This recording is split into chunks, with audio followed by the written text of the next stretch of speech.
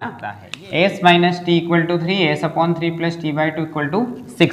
ठीक है, अब हम वही सब्सटीट्यूशन प्रतिस्थापन सब्सटीट्यूट करना है, मतलब एक जगह से वैल्यू को निकालना है दूसरी जगह रखना है, इसको बोलते हैं सब्सटीट्यूशन मेथड। सब्सटीट्यूट करना, प्रतिस्थापित करना, एक खिलाड़ी की जगह, जैसे फुटबॉल में कोई जगह चोट लग जाती है तो उस खिलाड़ी को बाहर निकाल के उसकी जगह दूसरे को सब्सटीट्यूट कर देते हैं, वैसे ही हम यहाँ करते हैं। हम लिखते हैं बाय इक्वेशन नंबर फर्स्ट, समीकरण नंबर 1 से दिख रहा हमें s minus t equal to 3, s minus t equal to 3, यानी कि एक वैल्यू को निकालना है तो टी को उस तरफ ले जाओ, तो एस बराबर 3 प्लस टी उधर गया तो काई का बना प्लस का।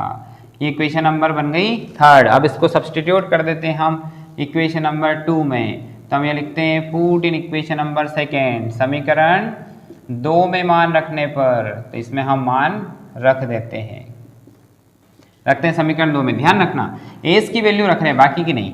तो देखो ये 3 अपॉन में ऐसा कैसा, टी अपॉन 2 भी ऐसा कैसा, 6 भी ऐसा कैसा, किसकी जगह वैल्यू रख रहे हैं हम एस की प्लेस पर। तो देखो एस की प्लेस पर हमने रख दिया 3 प्लस टी। ठीक है, ये आ गया। अब हम क्या करते हैं, जब अपॉन में कोई नंबर होता है तो उसका लेते हैं एलसीएम, तो इस 3 का और 2 का एलसीएम लेते हैं, कितना बनेगा 6। अब करते हैं जब भी एलसीएम लेते हैं तो क्रॉस मल्टीप्लीकेशन, अगर दो ही नंबर है तो क्रॉस मल्टीप्लीकेशन, 2 का इसमें मल्टीप्लाई कर दो 3 प्लस टी, 3 का इसमें मल्टीप्लाई कर दो 3t। क्लियर। अब इस 6 का मल्टीप्लाई हो जाएगा इधर, तो 6 इंटू 6 बन जाएगा ये। अब 2 का अंदर मल्टीप्लाई कर दो तो 2 3 जा 6, 2 3 6, 2 का t में मल्टीप्लाई कर दो 2t, ये प्लस का जो 3t है वो वैसा का वैसा। अब इधर जब मल्टीप्लाई कर दिया तो 6 6 जा 36, ये t वाले दोनों प्लस हो जाएंगे, तो 2t प्लस 3t कितना हो जाएगा यहाँ पर 5t। ये जो 6 का प्लस का ये इक्वल के उस तरफ जाएगा, काय का बनेगा माइनस का। चलो इसे माइनस कर देते हैं, कितना आ गया माइनस करने पर 30, 36 में से 6 गया तो 30 बचेगा, 36 में 6 को माइनस कर दिया 30। अब इस 5 को डिवाइड में भेज देते हैं, तो ये हो गया 30 अपॉन 5, 5 से कट जाएगा 5 6 जा 30। टी की वैल्यू अपने पास आ गई, टी की वैल्यू आ गई 6।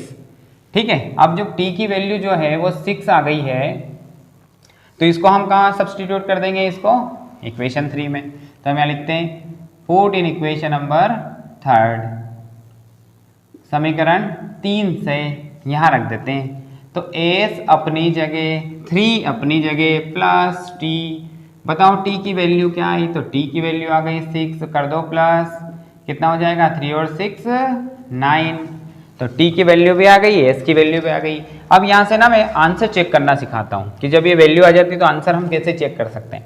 हम क्लियरली आंसर चेक कर सकते हैं, जैसे इक्वेशन फर्स्ट में लिखा है s minus t equal to 3, मतलब s और t LHS लेने पर आंसर 3 आना चाहिए। तो s कितना है अपना 9 है, t कितना है यहाँ पर 6 है, जैसे ही माइनस करेंगे क्या आ गया 3 इक्वल आ गया कि नहीं, मतलब अपना आंसर सही है। तो ये क्वेश्चन भी हमने कर लिया। ये तीसरा क्वेश्चन हम लेते हैं ना। तीसरा क्वेश्चन यहाँ पे लिखा है 2x plus 3y equal to 11, 2x minus 4y equal to minus 24। तो हम लेंगे वही सब्सटीट्यूशन मेथड, प्रतिस्थापन विधि, मतलब एक जगह से वैल्यू को दूसरी जगह प्रतिस्थापित करना है, सब्सटीट्यूट करना है। तो हम लेते हैं बाय इक्वेशन नंबर फर्स्ट, समीकरण नंबर 1 से। क्या है समीकरण नंबर 1, ये है 2x plus 3y equal to 11। यहाँ से किसी एक वैल्यू को निकालना है, दूसरी जगह सब्सटीट्यूट करना है, तो हम निकालेंगे 2x को, 3y उस तरफ चला जाएगा, काई का बना माइनस का, हमें चाहिए ओनली x की वैल्यू, तो यहाँ से हम x को यहीं रखते हैं, इस 2 को इसके अपॉन में भेज देते हैं, तो 11 माइनस 3y अपॉन 2, ये बन गई इक्वेशन नंबर थर्ड। ठीक है, इक्वेशन 1 से लिया, निकाल ली थर्ड। अब इसको कहाँ सब्सटीट्यूट करना है, कहाँ प्रतिस्थापित करना है, समीकरण 2 में। तो हम लिखेंगे put in equation number second, समीकरण 2 में मान रखने पर, यहाँ रखते हैं। देखो 2 अपनी जगह रहेगा, ठीक है, माइनस का 4y अपनी जगह रहेगा, माइनस का 24 अपनी जगह रहेगा। हमें किसकी जगह सब्सटीट्यूट करना है, ओनली x की प्लेस पे। देखो x की वैल्यू हमने नहीं रखी, अब इस x की पूरी वैल्यू को यहाँ रख देंगे, तो इस x की पूरी वैल्यू कितनी है 11 माइनस 3y अपॉन 2 हमने यहाँ रख दिया। ठीक है, अब ये 2 से 2 क्या हो रहा है, कट रहा है, तो 11 minus 3y minus 4y equal to minus 24। Number को ऐसे लिखा, माइनस का 4y ऐसा कैसा। अब देखो ये दोनों ही माइनस के हैं, तो जब दोनों ही माइनस के हो तो माइनस माइनस प्लस होता है, प्लस कर दो, 3 और 4 कितना हो गया 7। ठीक है, माइनस का 7 हो गया। अब ये माइनस का 24, जैसे ही 11 11 इक्वल के उस तरफ जाएगा तो ये प्लस का है, उधर जाने पर ये बनेगा माइनस का। हमेशा चिन्ह उधर जाने पर इधर आने पर चेंज हो जाता है, तो प्लस का माइनस हो जाता है, माइनस का प्लस।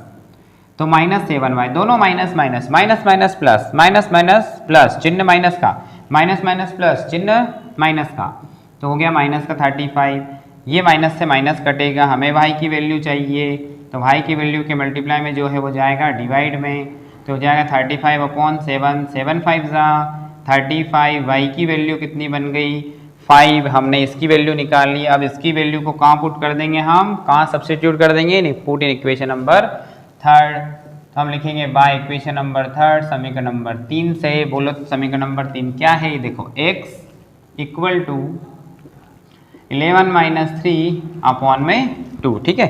अब हमने y की जगह खाली छोड़ दी वहां पर, क्योंकि हमें y की वैल्यू पता है 5 है, तो y की वैल्यू जो पता है वो यहाँ पे रख देते हैं। तो ये हो गया 11 माइनस 3 5 15, 3 5 15/2। अब देखो माइनस का चिन्ह दिख रहा है, तो 11 में से 15 को माइनस करते हैं, तो 15 में से 11 गया तो बचेगा 4 का। मैंने बोला जिसकी लाठी उसकी भैंस, जो संख्या बड़ी जिसका चिन्ह है उसी का चिन्ह लगेगा। तो माइनस की संख्या बड़ी है, चिन्ह लग गया माइनस का। 2 से कट कर देते हैं, 2 2 4, आंसर कितना आ गया -2। ये x की वैल्यू आ गई, यहाँ से y की वैल्यू आ गई, यहाँ से x की वैल्यू आ गई। इस क्वेश्चन को देखना, इसमें थोड़ा सा और दिया, अगर मान लो यहीं तक पूछा हो तो ठीक है, लेकिन इसने पूछा है कि फाइंड, क्या ज्ञात करना है, ज्ञात करना है y equal to mx plus c से m की वैल्यू, हमें m की वैल्यू फाइंड करना है। तो रखें y बराबर mx प्लस 3, ठीक है।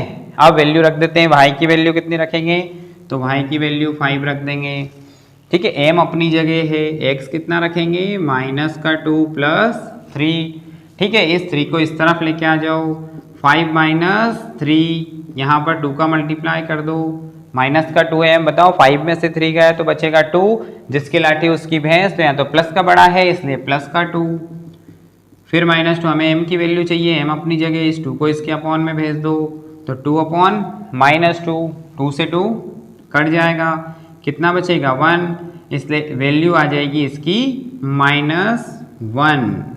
ये m की वैल्यू भी हमने निकाल ली, ठीक है। ये भी इंपॉर्टेंट क्वेश्चन, वही किया हमने, पहले एक की वैल्यू को निकाला, दूसरी जगह सब्स्टिट्यूट किया, वहां से y की वैल्यू निकाली, उसको फिर तीसरे समीकरण में सब्स्टिट्यूट किया, मतलब इक्वेशन 1 लेना है, फिर उसकी वैल्यू 2 में रखना है, फिर जो वैल्यू आए उसको 3 में रखना है, ये होता है सब्स्टिट्यूशन मेथड। और उसके बाद थोड़ी सी प्रोसेस और थी कि इसमें m की वैल्यू फाइंड करना था, तो y equal to mx plus 3 में हमने y और x की वैल्यू को रख करके इस m की वैल्यू को फाइंड कर लिया।